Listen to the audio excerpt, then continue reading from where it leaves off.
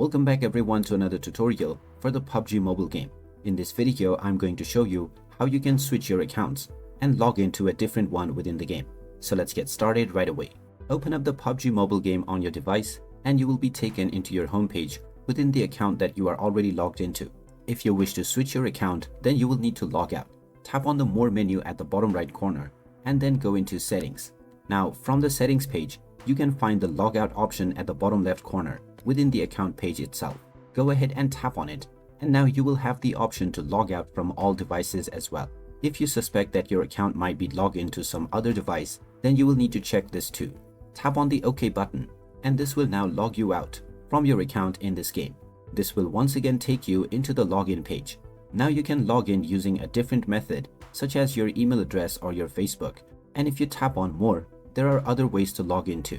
Just proceed with your desired account, and you can then continue playing from wherever you last left off. So there you have it. That is how easy it is to switch your accounts on the PUBG mobile game. If you find this video helpful, make sure to hit that like button and subscribe to our channel for more helpful tips and tutorials. Thanks for watching, and I will see you again in the next one.